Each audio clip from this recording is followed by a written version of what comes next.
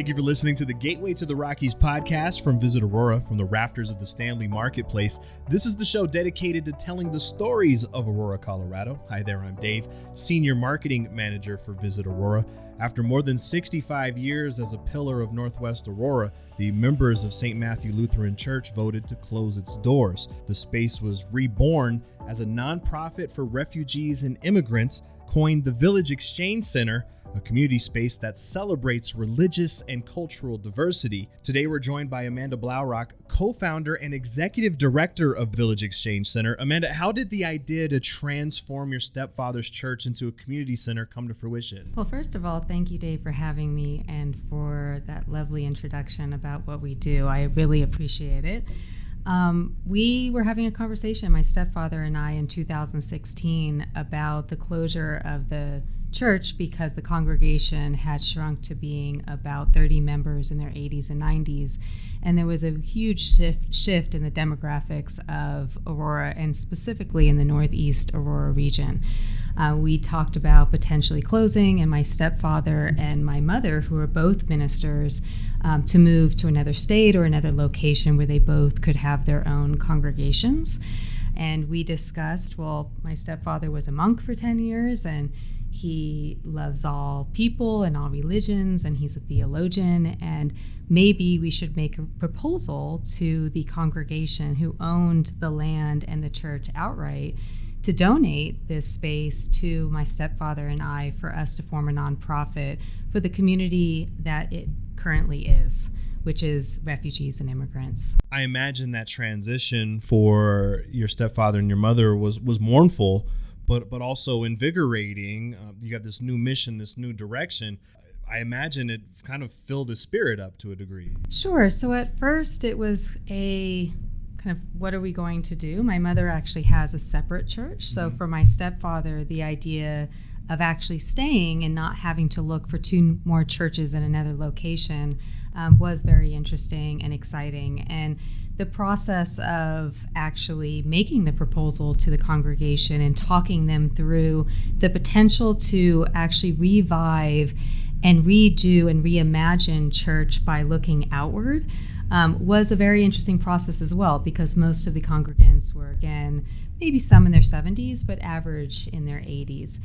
So this idea we brought to the congregation, and they were very excited about it, but it was not at first easily understood because it was very different and has never been done.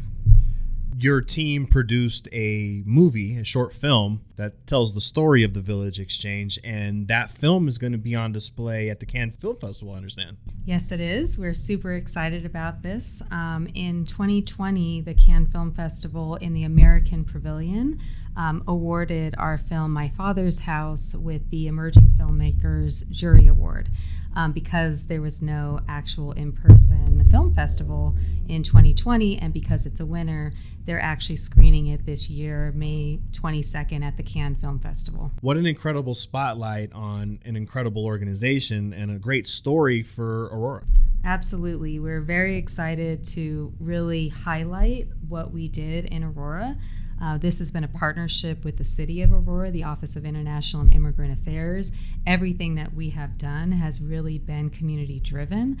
So how we looked at dealing with other and bringing in a changed demographic, and how we looked at the fact that 6,000 to 10,000 churches close annually in the United States. That's as of 2019 with the Pew Report in 2019.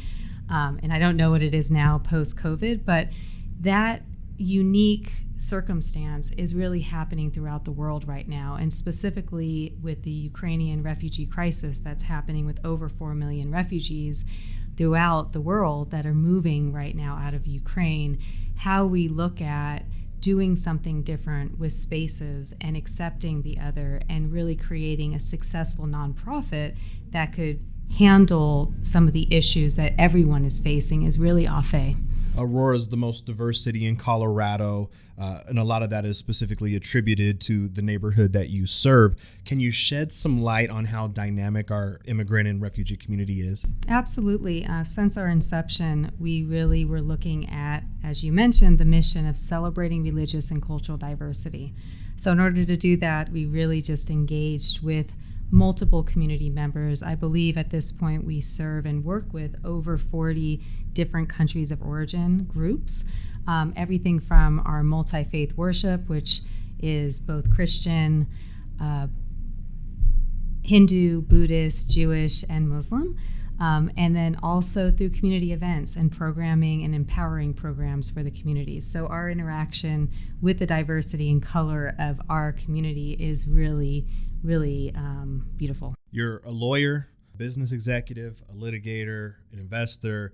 It would seem on the surface that those skills would be a world apart from refugee philanthropy. But I imagine the experience that you bring not only helped fuel your passion, but kind of gave you the tools to run a successful organization like the Village Exchange Center. Thank you. I appreciate that. And I think those tools, plus being raised by two ministers and living in a place like Oakland and Berkeley, California, where you really were encountering different groups of people. And since I was 6 years old, I went to a Japanese Buddhist temple.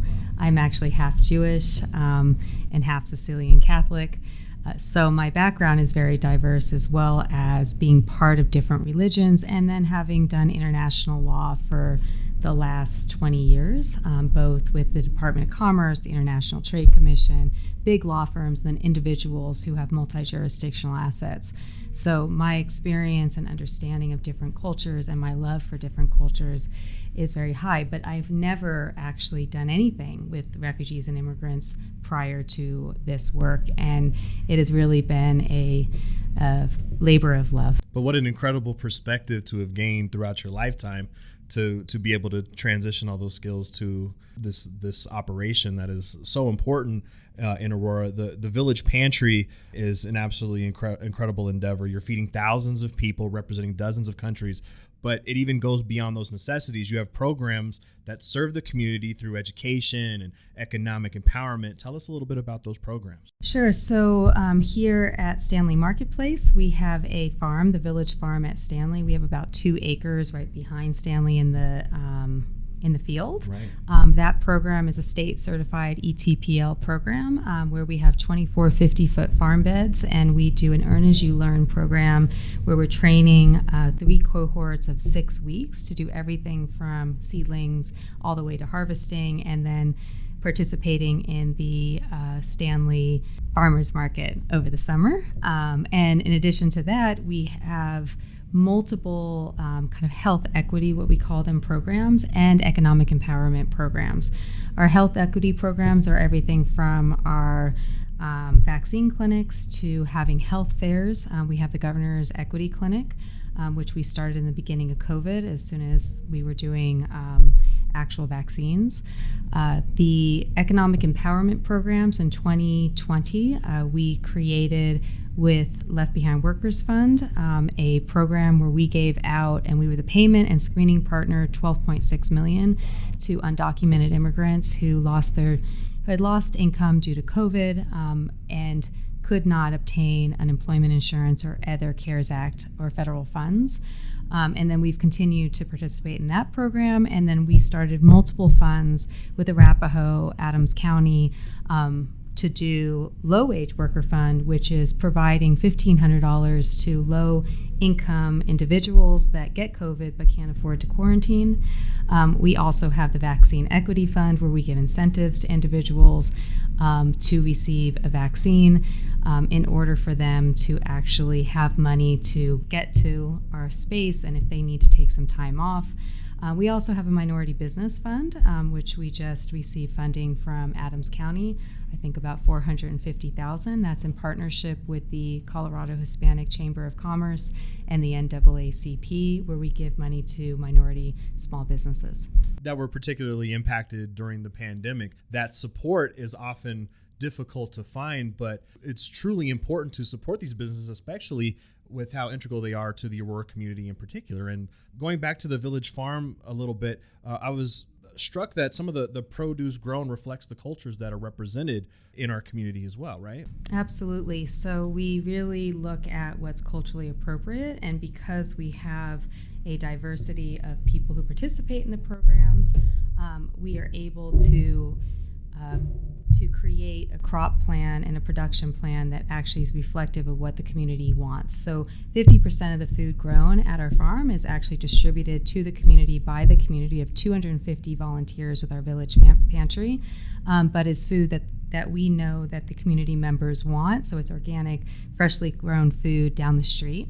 The other 50% we sell to places like Macola Market, it's an African market, and other places at Stanley Market, and is used for the farm to table that we'll be doing this summer. One of your programs that I find incredibly unique at the Village Exchange Center is your Natural Helpers program. Volunteers who are recent immigrants themselves help new immigrants and refugees kind of navigate life in a new place, help them get access to resources. That perspective has got to be invaluable, not only from navigating those often confusing logistics and processes, but also helping them deal with the psychological and emotional impact of being in a new environment, I imagine. Absolutely, and that was one of the first programs that we started with the City of Aurora, that partnership, and really at this point having over 200 community leaders who are AFE and all of the new resources has really escalated and elevated all of our programs. And last year alone, we did 21,000 hours by our natural helpers who we now are paying to do all of these programs. It's a privilege to be a volunteer. And we always say, how do we actually give money to community members and leaders who are working in the community that have elevated everything that we've ever done. One of the things I want to put a plug into is because these natural helpers have access to community members who really don't know and can't navigate our systems, we are looking to do a natural helpers emergency relief fund. We often get requests. Most recently, there's been 2 of them. One of these women came in and her son had died and she didn't have money for cremation because he was an undocumented immigrant. Another time there were several families who had a fire in their home. They had no insurance. How do we have the natural helpers be judges and make determinations on what is the rubric that would provide an emergency situation for many people who don't have access to funding or resources, and empower our community members from Aurora to actually be the ones that give out that money. So we're creating this fund now. That's the key. I mean, providing resources is so incredible, but empowering the community to kind of be the stewards of the community at large is so valuable and an important way of integrating immigrants and refugees and allowing them to take ownership in this community, which belongs to them as much as anybody else who's born here. Absolutely. In your film, My Father's House, there was a quote that you mentioned that really struck me. You said that your mom told you that you won't be truly happy unless you're in service. You have an impressive resume. Where does the Village Exchange Center rank in terms of the most fulfilling things you've done so far? I would say it's number 1, absolutely. And I think you don't really know what it means until you are in service. I've been hearing that from my mother, who was a minister all my life, but actually serving over 15,000 people annually has been one of the most fulfilling things I've ever done. And also as a lawyer and a developer, creating this space, a beautiful space of dignity that people can call their own, has been really wonderful as well. So it really combines, as you mentioned earlier, my kind of legal developer, also being a filmmaker now, like how do I look at all of these things and bring it together? It's really been a wonderful way to excel and utilize the different talents that I think that I bring to the table. And your work has gone noticed. I mean, you've been honored by the City of Aurora, the Women's Foundation of Colorado, SARCO, and other organizations. And obviously you don't do it for the accolades, but it's got to feel good to be recognized as a leader making a real impact. Specifically, as a woman, it's got to feel good to know that you're setting an example that can shine for all people, but specifically young women. Absolutely. I actually, to that point, just did a interview with a 16-year-old who's a natural leader, which is an outbreak of the Natural Helpers program for teens that we do with the city. And she asked to interview me for her college essay. And she sent me the essay, and it was 6 pages long, and it was the nicest thing I've ever heard anyone say about me, and it made me cry. And it was just so beautiful how she sees the leadership and what it means to her. And that was impactful for me in multiple ways. And I also want to mention that that if you look at some of the numbers, there's like venture backing for women. It's like 1% of women are venture backed. Like 1% of women get over $1 million. And these numbers may be different, and you will be quoting me because I'm saying this to you, but the numbers are very low. So when we got our first $1 million in, again, that was one of those moments of like, wow, someone believes in me. And when we got $13 million in year 3, it was even more impactful. And at this point, utilizing the privilege that I have as a lawyer and as a trusted individual to bring funding and bring my background into a community that doesn't have many people providing this service to them has been probably the most meaningful part. Because I know I have the privilege as a white woman to be able to be trusted with millions of dollars that most people don't, and most women don't. Right. It speaks to your credibility. It also speaks to the impact of the Village Exchange Center. The pandemic complicated life for us all. Imagine dealing with all that comes with being a refugee while also facing a global pandemic. The Village Exchange Center provided support in the form of millions of dollars in grants to people who lost their jobs and provided support to minority-owned businesses. How did the organization's priorities pivot during the last 2 years? Tremendously. We were in 2019, we were at a $550,000 budget, and we closed the year in 2020 at $13.6 million. So you can imagine having 4 full-time employees to going to 13 million, that it was very difficult. And we made the decision as a community center serving this specifically underserved community that we would stay open. And that wasn't an easy decision when a lot of people and their friends and their family were all staying at home. We started doing all these essential needs and basic needs. And that's how we were able to pivot and get to the front of the line and lead that train to actually provide the financial assistance and the food and start the farm in April of 2020. That's when we started, because we knew it was an outdoor job that we could give undocumented immigrants, and we couldn't really pay them because of the situation, but we provide a stipend as part of a program to give something for them to learn and upskill and be outside and do it. So we were really looking at how do we excel at a time of crisis, and I think that we did.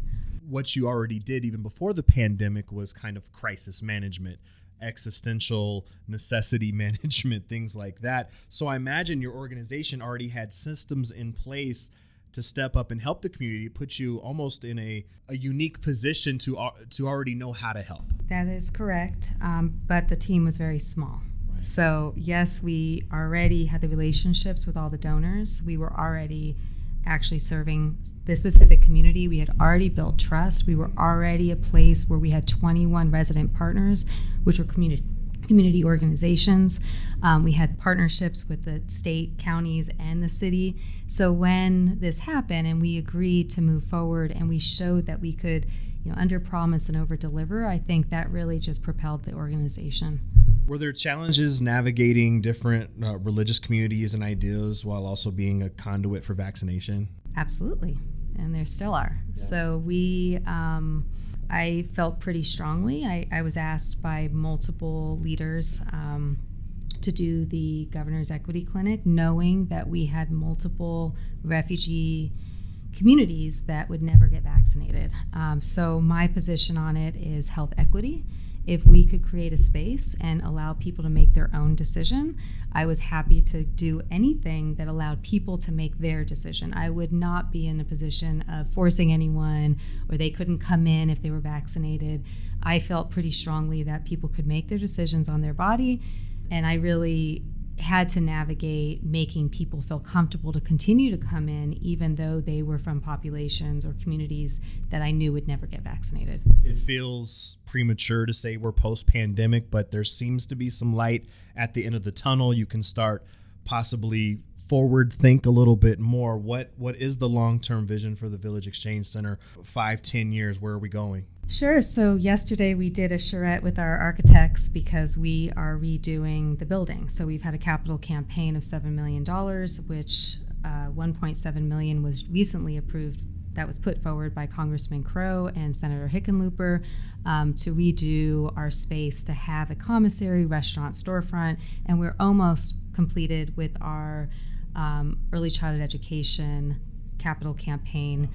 So we are about to start kind of re-envisioning the space and what does that look like long term? Where will we be in 5 to 10 years? And just had this conversation with all my now 19 employees to talk through like what do we see would last if this whole area gets gentrified.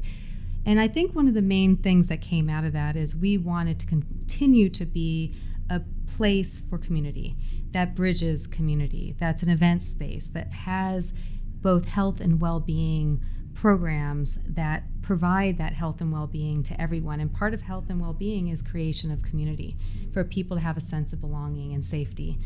So at its core, that's what we want to do. Now, the health and well-being programs, from having an ECE center where people want to return to work and can't get their kids in anywhere, and having a commissary and a restaurant that supports the event space and the worship space, is really wonderful. So looking at a sustainability plan, we look at the entirety of the building as a social enterprise.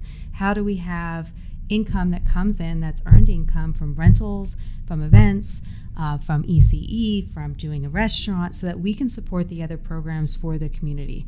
So we're not reliant 100% on these grants, both from the counties and the municipalities and from foundations. Right now, we do have a pretty high number of earned income because we own the space, but we'd like to increase that. You spoke a little bit to preserving the community, and as I look outside here, you see cranes all over this neighborhood, and a lot of development is positive and it's good, and you want a thriving, good economic base. You also need to protect your community. You have to protect the people who live there, the people who anchor themselves. How do we manage that as a community? How do we both foster economic growth and responsible development while also preserving and protecting the people who are so integral to this community? So anyone who knows me well, my personal mantra is abundance. And that means everything from spiritual, community, and things. Any side of abundance that you can think of. And my professional mantra is inclusive abundance. So yes, I believe in development. I am a social capitalist. I believe in inclusive abundance, though. How do we get ownership to these communities? How do we create programs? And that's kind of the next step personally that I am very interested in talking to Aurora and Adams County about, is how do I get the community that we are serving to have ownership and be vested in this area. That is what I feel very strongly. It's my theory of change. I think when people actually own, they're vested, and we don't deal with the amount of vandalism and burglaries that we've already been dealing with both at the farm as of last week and at our center. When people own and they have an opportunity for wealth, they're vested. And then provide these workforce development programs. So that is where I have a lot of passion because of my development background, is how do we just get people included in these changes. Speaking of including people, if there are folks listening right now, they're just learning about the Village Exchange Center for the first time, or perhaps they have a periphery understanding of what's going on. How do they get involved with your organization? Sure. So if you go on our website at villageexchangecenter.org or call us, and I don't have the phone number on me, but put it in a link. You can call the office. We have a volunteer program both for the farm. We have, if there's any corporations, we do CSR, like volunteer training programs where we can have everyone in a team come out to the farm.